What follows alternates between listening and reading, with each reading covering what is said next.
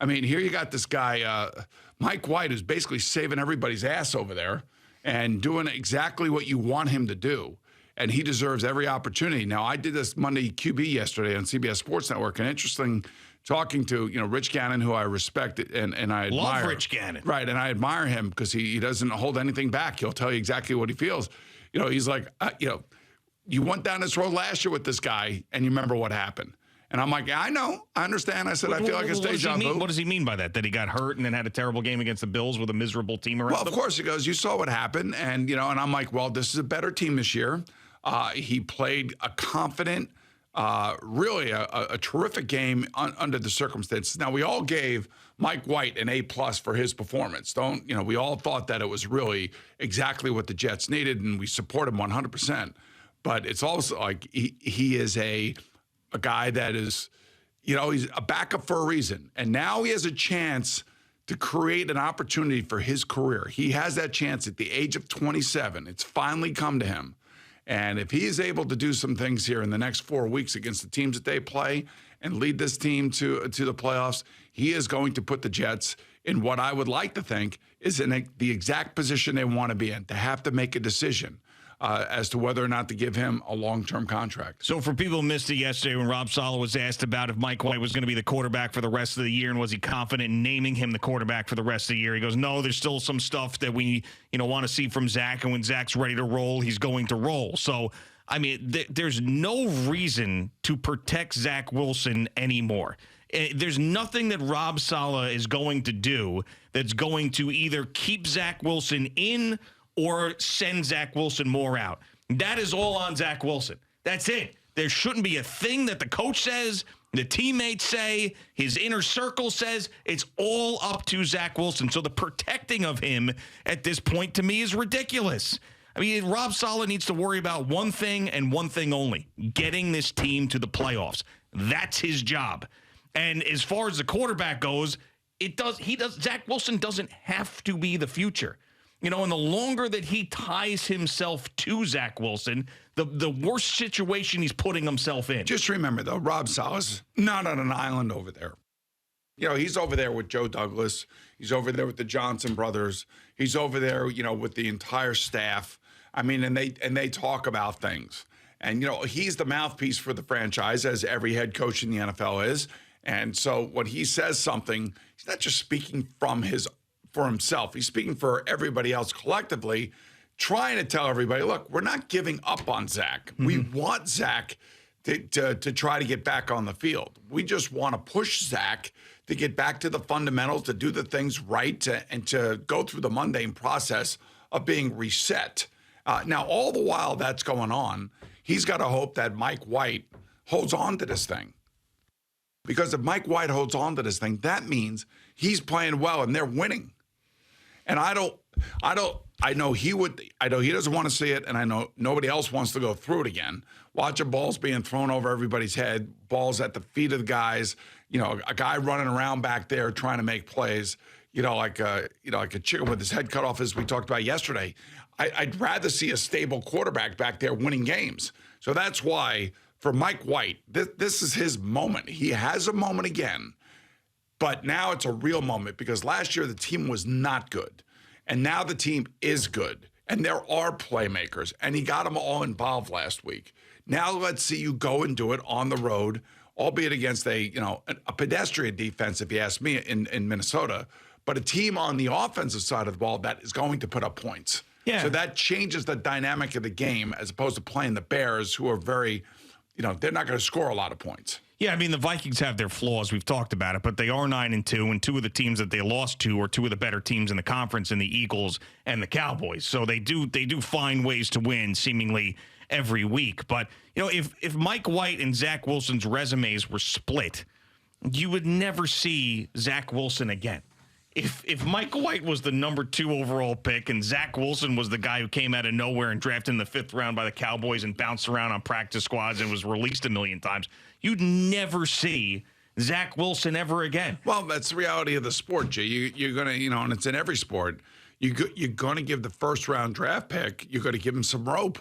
and you're going to give him some space, and you're going to give him an opportunity to try to, live up to the lofty expectations that you had for him when you drafted him. Yeah, no, of course. No, I understand. Now, I think that, am I crazy if I say these two statements this morning? Tell me on a level of 1 to 10 crazy. On each statement, or they're collectively together? On each statement. Okay, singular statement. Right, singular statement. I'm going to give you two statements. Tell me on the level of 1 to 10 how crazy I am. All right. These are two things I believe. So the level will be 1 to 5?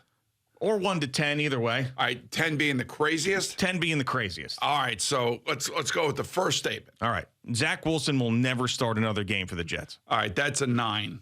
A 9 on the crazy level? That's a 9 on the crazy level. Wow, really? Yeah. Well, tell me why. He's the second overall pick in the draft. That's why. I mean, he's been really, really bad, and his teammates hate him. Well, you just asked me to give you like a thing. Now you're going to argue what I give you? We're going to have a conversation. That's what we do here. All right, so I say 9. It's not 10 because it may never happen again, but 9 because I do believe that eventually he'll get back on the field for whatever reason. It may not be because of the reason that we're thinking about it. Maybe because of an injury. Yeah, I think the reason why, and I do believe Mike White's going to play well the rest of the year, and I do think that the Jets will end up in the playoffs, and he's going to be a big part of it. But just hearing the stuff out of the locker room last year and this year, and the difference in the way the team talks about Mike White to Zach Wilson, Garrett Wilson not being afraid to say there's a lot of stuff going on behind the scenes, and Elijah Moore being so happy when Mike White is benched, and Elijah Moore putting stuff up on Twitter and Instagram, and guys liking tweets slamming Zach Wilson. When Zach Wilson was benched. Right, like, I mean, think about all that stuff. It's going to be that is a big hill to climb for a guy who has played that poorly. So that's where the basis of that opinion comes from. All right, so that's I gave you a 9. 9 You're on the going to crazy say meter. probably like a 3 or a 2 for you. Well, it's what I believe. So to me, yeah, I think it's right around a 0 or a 1, quite frankly, because it's what I believe. Okay. I don't think he's going to play another game. I don't think he's going to start another game for the Jets unless we're talking injury stuff, which is kind of adds a different caveat. But I don't think that I don't think that the Jets are ever going to look at Zach Wilson as the better option at quarterback while he's here. I just don't think that's going to happen. And quite frankly, if Mike White does take him to the playoffs, I don't know what the hell you're doing to the start of next year. You're going to bring him back? Maybe you're trading him. That's why I'm saying if I am to believe that Mike White brings the Jets to the playoffs and plays well doing it, then Zach Wilson won't start another game for the Jets. All right, so what's the second statement? The Giants aren't going to win a game the rest of the year. 1 to 10 on the crazy meter. 3. Wow. All right, so you're with me on that one. Well, I mean, I've been with you on that one since the beginning of the year, and then they won some games that we didn't think they were going to win, and then, of course, I got hammered for that. Well, we both got hammered. Well, no, I really got hammered. I got hammered. Eddie, you pulled that one day out when you had nothing to talk about, and you said, hey, let's go through the Giants schedule. Win, loss, win, loss. And all Eddie does is stab me in the back and play that. Hey, it's created months of content. Yeah, I know it has. Yeah, but I understand what you're saying. I mean, they need to get all hands on deck. They need to get healthy, man. If they don't get healthy, they don't have a chance. We're sitting there yesterday talking about Daniel Jones, and I've been saying it for weeks around here. Look, he does not have a great supporting cast. Kadarius Toney's out of here. Wan'Dale Robinson is hurt. Kenny Golladay drops passes. Darius Slayton is his best wide receiver. He's got nothing at tight end really at this moment. Bellinger was a nice little thought early in the season. Saquon Barkley has not been the same player the last couple of weeks. I think he's hurt, actually. His offensive line is, again, they were missing 4 guys when they went down to Dallas. I mean, he's out there on an island, literally on it by himself on offense. And then you got Xavier McKinney getting hurt during the bye week, and then you got all injuries in the secondary. I mean, they were pieced together the last couple of weeks with Scotch tape and paste. And I was just thinking about Daniel Jones and how hard it is for him to be successful. And I hope they recognize that over there. And maybe they have come to the understanding that there really is no true alternative. Maybe they draft a guy or pick a guy up off waivers that ends up being their Mike White.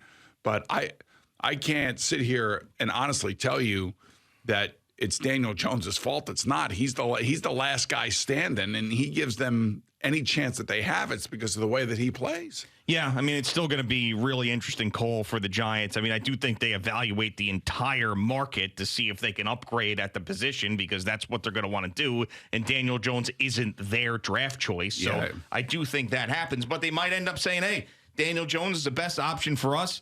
He's affordable. He's tough. We like the guy. You know, he knows the offense. They may end up being that. But, I mean, I've been saying I wouldn't bring him back from the beginning of time. I still stand by that. But if they do bring him back, it's because there wasn't a better alternative that made sense, not only from a salary cap standpoint, from an on-the-field standpoint. I mean, he's made enough plays for me to say, you know, he's intriguing to stay here with this offense, with this coaching staff. But, man, that 4th and 1 last week when he had Saquon Barkley wide open, those are plays that you have to make. And, you know, if you want to, like, look back to last weekend, there were 2 quarterbacks that were asked to win games with 2-point plays. And both quarterbacks did it. One was Trevor Lawrence down in Jacksonville. The other one was Justin Herbert out there at the Chargers versus the Arizona Cardinals.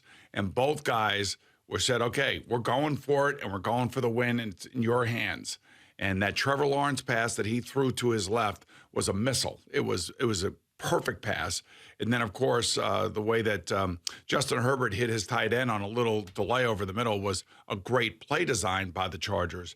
But those are plays that you just have to make if you're playing quarterback in this league and you want to make the big money, because no matter what's happening around you, you're going to end up, especially with the players wide open, you have to make it. And that is that's a flaw. That's a flaw for Daniel Jones. I know he doesn't have all the great players around him, but Saquon Barkley was wide open, and you've got to hit him.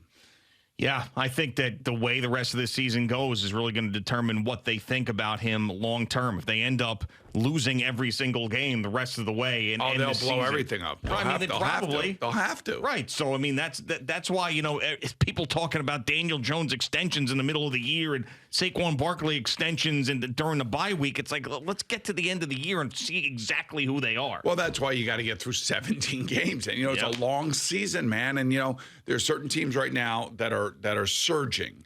And I would say one of those teams who has the best record since whatever it is, week 6 or whatever, is the Washington Commanders. I mean, they have the best record in football, and they have all come together, and they got a legitimate wide receiver in Terry McLaurin. They got legitimate running backs. Their quarterback is like a little buzzsaw running all over the place. And you know what? They reflect their coach again. So the Giants have 4 games against one of the hottest teams in football in the Commanders and the team with the best record in football in the Philadelphia Eagles. And then the Commanders again. Well, that's what I'm saying. 4 games. So between the Eagles and the Commanders, the Giants have 4 games against the Commanders, which is the hottest team in football, and then the Eagles, who have the best record in football. Since week 6 of the NFL season, the Washington Commanders, both really defensively more than offensively, but offensively have made plays. They're 6-1. That's ranked first in the NFL. They rank first in the NFL with 13 takeaways. They only give up 284 yards on defense, and they only give up 15 points on defense. And Chase Young, I think, is going to come back finally this week. All right, so you take those numbers, and then you take the Giants' putrid offensive numbers, and you put them together. What do you got? A couple losses potentially. You got like a 2017 game. Yeah, one way or the other. All right. But the Giants, if they lose this game, unfortunately, every game means everything to everybody, and you never know how the last few games of the season are going to turn out and how teams are going to play it. But if they lose this game, then I think their season is in deep, deep doo-doo. Thank you for watching. Please like, comment, and subscribe. And don't forget to hit the red bell so you're notified when we have new content.